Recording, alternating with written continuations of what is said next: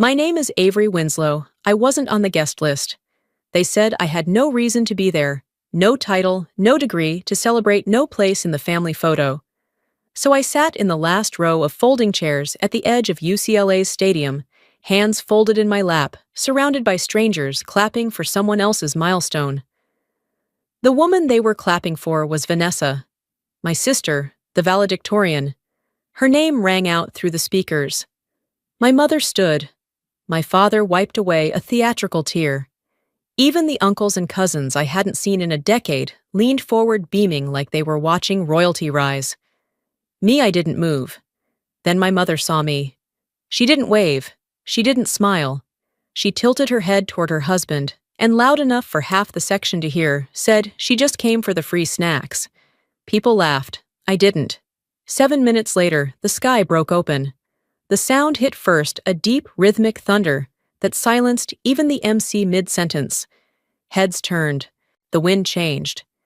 And then came the silhouette, an MH-60S Navy Seahawk, lowering into the open grass behind the stage.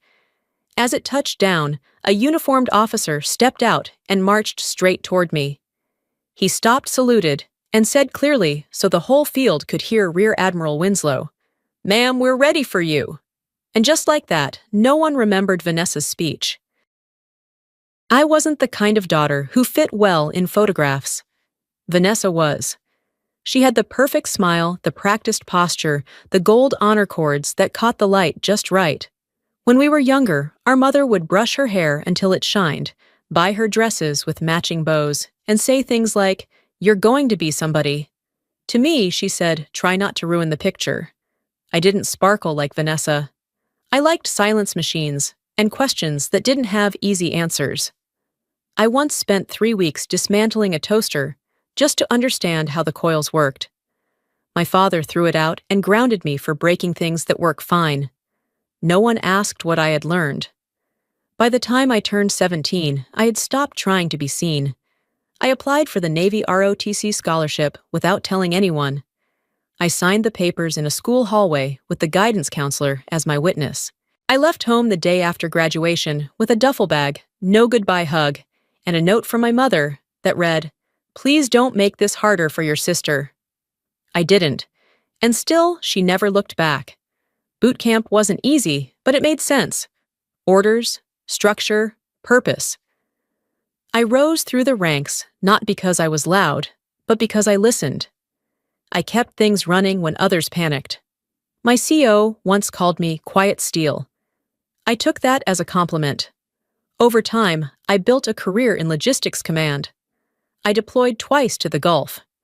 I coordinated humanitarian supply drops in flood zones no one could pronounce. I saw things that changed how I walked, how I slept, how I breathed. No one in my family asked where I was. I stopped volunteering it. Birthdays passed without calls. Holidays came and went. I wired money home when Vanessa got into college just in case they needed help. No one ever said thank you. I didn't expect them to. That's not how my family operated. We were a currency of appearances, not affection. The last time I saw them before the graduation was 5 years ago at a funeral for an aunt I barely knew. Vanessa gave a eulogy. My mother clutched pearls. My father shook hands like a man running for office. I showed up in uniform. No one commented on the ribbons. Afterward, I stood outside by the car, unsure whether to wait for them. Vanessa passed me without slowing down. She didn't even recognize me at first.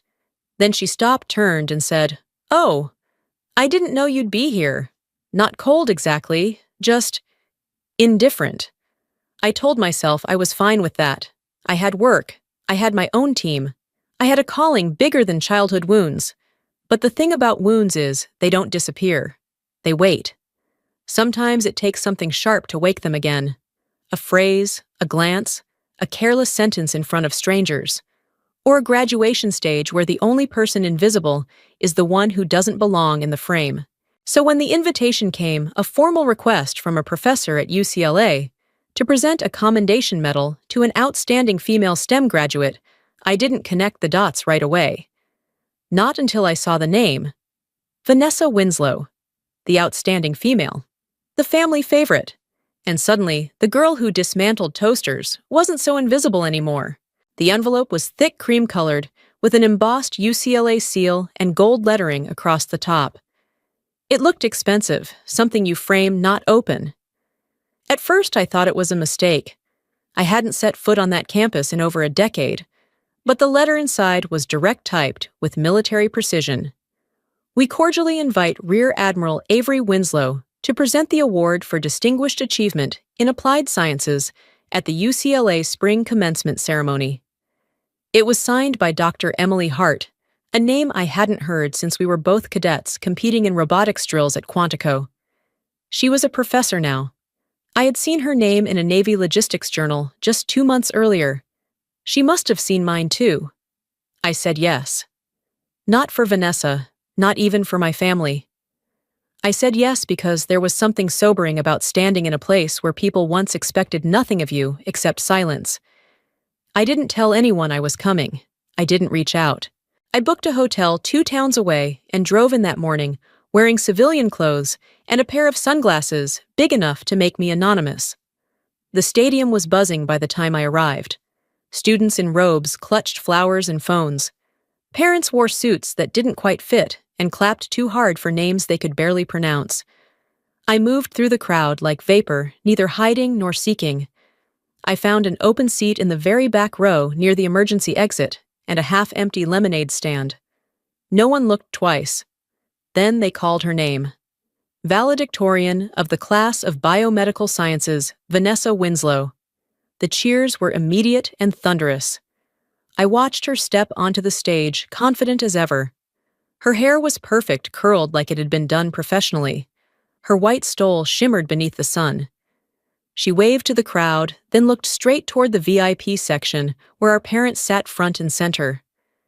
They stood as if rehearsed. My mother clutched her pearls, the same ones from the funeral. My father placed a hand over his heart. A cousin waved a giant poster, with Vanessa's face printed on it like she was a senator or a pop star. My row didn't move. No one knew her here, and I didn't mind. Until my mother spotted me. It didn't take her long. Her eyes scanned the crowd like a heat-seeking missile, pausing when they landed on mine. Her lips parted.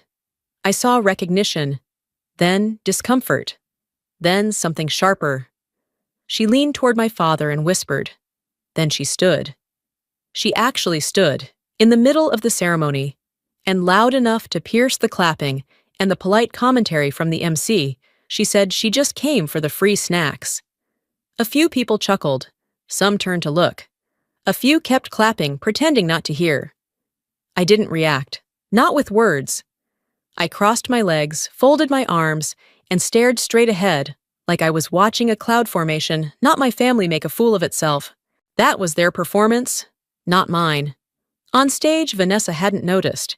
She was too busy basking in applause, delivering a speech about resilience and support systems, quoting Maya Angelou like it meant something. The irony could have drowned me if I let it. Instead, I counted the minutes. 7 to be exact. Because that's when the sky changed. The first sound was distant, like a growl beneath the wind. Some thought it was a storm rolling in. But I knew that sound too well. Rotor blades. Not just any aircraft. Seahawk. Naval transport.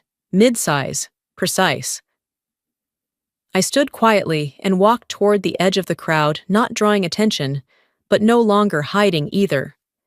That helicopter wasn't for the crowd. It wasn't for the university. It wasn't even for Vanessa. It was for me, and soon everyone would know why. The MH-60S Seahawk descended like a judgment.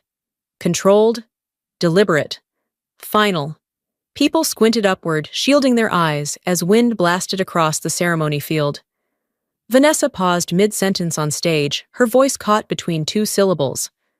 The MC fumbled the microphone. One of the faculty members dropped a clipboard.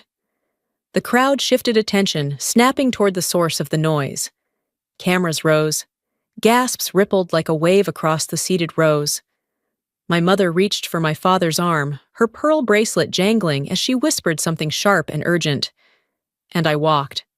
Not quickly, not dramatically, just with purpose. down the side aisle past confused students and murmuring parents. My boots struck the concrete with measured cadence. I didn't wear my uniform in the stands, but I carried it in a garment bag pressed crisp, bearing every medal I had earned and none I had asked for. Near the edge of the field, I paused behind the stage and stepped into a temporary structure, one of those flimsy white tents used for catering or guest prep. Inside, a Navy lieutenant stood at attention. "Ma'am," he said without blinking, "your uniform is ready. 10 hut outside in 60 seconds. I nodded, unzipped the bag, and changed. Rank insignia, ribbons, polished shoes. The dark navy blue of formal dress uniform never used to mean anything to me. Not until I realized how much they had tried to convince me I didn't deserve it. Outside, the rotors were still spinning. Dust swirled. The helicopter had landed behind the stage on a grassy stretch cordoned off by orange cones. No one was supposed to be there. Now every eye was locked on it. As I stepped back into the sunlight, the lieutenant called out Rear Admiral on the field. The 10-member honor guard snapped into formation. The entire stadium froze. Even Vanessa. I didn't look at her, not yet. The commanding officer stepped forward from the front of the line. He stopped 3 feet from me, heels locked chin high, and saluted with precision honed by decades. "Rear Admiral Winslow," he said loud enough to echo against the concrete bleachers. "We are here as ordered, ma'am." My name, Winslow, landed like thunder. From the front row, my father stood slowly. My mother didn't. Vanessa's mouth hung open. One hand clutched her speech note cards. The other hovered near her chest, like she wasn't sure whether to cover her heart or throw up. I saluted back crisp and silent. Then I turned toward the stage. "Permission to approach the podium," I said to the MC, who looked like he might faint. He stepped aside, mumbling, "Why, yes, of course, Admiral." The microphone was still hot. The crowd was dead silent. I stood at the center of the stage, adjusted the mic, and spoke. "My name is Rear Admiral Avery Winslow. I serve in the United States Navy attached to Joint Command Logistics for Humanitarian Response." I let that settle. Then I turned toward the audience. Today, I was invited here to recognize the resilience and excellence of this university's graduating class. But it seems my presence was unexpected. A few chuckles rose, awkward, unsure. I continued, "My family is in the crowd today. You may know them. You may have just heard one of them speak." Pause. I let the tension stretch. I wanted them to feel it. I wasn't on the guest list. I wasn't expected. But then again, some of us weren't raised to be seen. We were raised to survive. My voice didn't shake. It didn't need to. I'm here because a young woman, someone in this graduating class, was selected to receive the Navy's award for distinguished innovation in crisis response. She built a tracking algorithm for emergency relief delivery using only university datasets and public records. She solved something real, quietly, completely, without needing a stage. I pulled a silver box from my pocket. Inside was the medal. And I'm here to say, not all valor wears a smile. Then I turned to face Vanessa. She was still frozen one step behind the podium mascara, threatening to run. But I wasn't there for her. I extended the box toward the student standing behind her, the real honoree, a first-generation graduate from Riverside, whose name no one remembered until that moment. She took the medal with shaking hands. The applause that followed wasn't polite. It was seismic. After the applause, I stepped down from the stage and back into the shadow of the tent. My hands were steady, but I could feel my pulse in my teeth.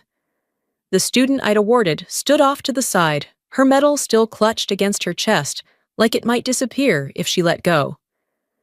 Her parents sobbed quietly, arms wrapped around each other.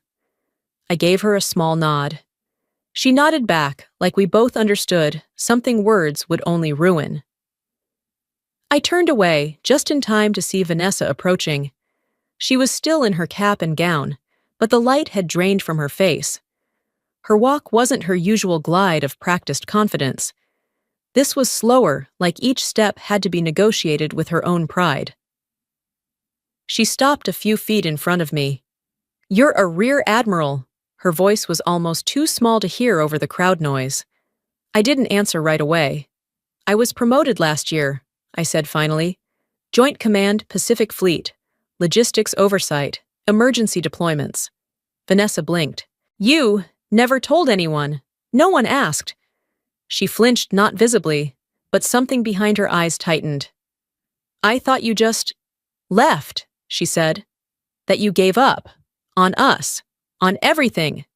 "No," I said. "You made that easier by pretending I was never there." A pause stretched between us, taut and unfinished. She looked down at the grass. "You came to my graduation." "I came to honor a student," I said quietly. "Your graduation was incidental." That one landed. I didn't throw it with cruelty, but I didn't pat it either. The truth has edges for a reason. She took a breath, folded her arms, then dropped them again, like she didn't know what to do with her hands. "I didn't know," she muttered.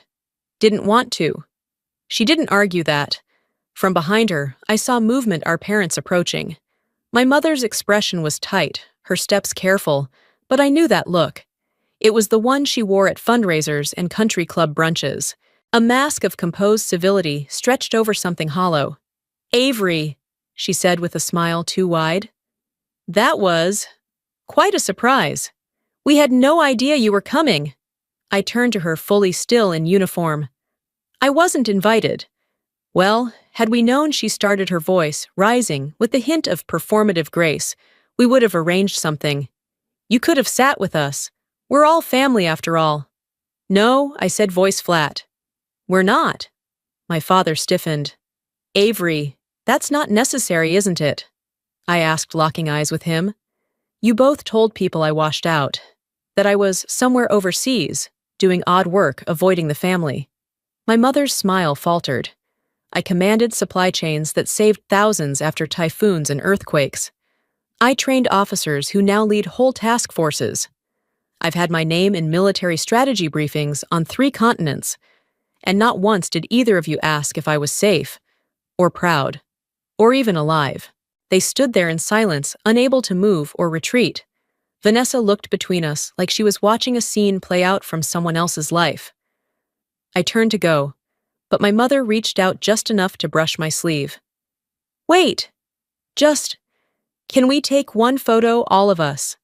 For the memory." I stared at her hand, then at her. "For the memory," I repeated. And I stepped back. No. I walked toward the helicopter where the crew stood at ease, watching but not intervening. I climbed in. The crew chief gave the signal. As the Seahawk lifted wind, whipped through the open field, scattering programs and paper cups across the grass. From the air, the crowd looked small. My family looked smaller. And for the first time in my life, they had no script left to read from. A week after the ceremony, a letter came in the mail. Not a text, not an email. A real envelope, thick and slightly smudged, addressed in handwriting I hadn't seen in years. It was from Vanessa. Inside was a single sheet of paper. No greeting, no signature. Just a few lines. "I still have the paper ship you folded when I was 7. You left it on my windowsill the night before you left. I didn't understand why you stopped writing after that. Now I do. I'm sorry I never asked." I read it twice. Not because I didn't believe it, but because something in it felt like the apology I stopped expecting long ago. I didn't write back. Instead, I mailed her a box, nothing fancy. Just one old schematic I had drawn in officer school, a rescue vessel designed for rough waters. Inside, I included a single sentence. "Some storms don't come to drown you. They come to see if you can build." I didn't expect a reply, but something shifted after that. A few weeks later, I got an email from Dr. Hart, the same professor who'd invited me to speak. "The students are still talking about you, about the silence before the salute, about what it means to be needed even when you're unwelcome." She added a note at the bottom. "There's a petition going around. They want to name a scholarship after you." I stared at those words for a while. Then I closed my laptop and went outside, letting the wind touch my face the way it used to on deck, back when I thought rank might fill what family didn't. I didn't feel powerful. I felt still. In that stillness, I remembered the girl I used to be, the one who took apart radios, folded ships out of notebook paper, and hoped someone would one day say, "Good job, kid." They never did. But someone else did. At a STEM outreach event a few months later, a middle schooler raised her hand and asked me, "Were you always this brave?" I thought about it for a second, then told her the truth. "No, I just stopped apologizing for being ready." She grinned and wrote that down like it meant something. Maybe it did. Vanessa writes sometimes, short notes, occasional links to articles about education reform, a scanned copy of a guide she created, How to Speak Science Without Shrinking Yourself. She now volunteers twice a year with the Navy's Youth Engagement Program. Some of the cadets call her Coach V. She never said "I'm sorry" with big words or tears. But she shows up. And that, I've learned, is enough. I haven't spoken to my parents. Last I heard, they moved to Florida. My mother runs a nonprofit about family excellence. My father blogs about merit-based patriotism. They live loudly now, but they said nothing when I needed them most. I don't hate them. I don't think about them much. What I think about are the things they never gave me. Not approval, not warmth, just space. The freedom to be proud without being punished for it. That I had to give myself. And now I do.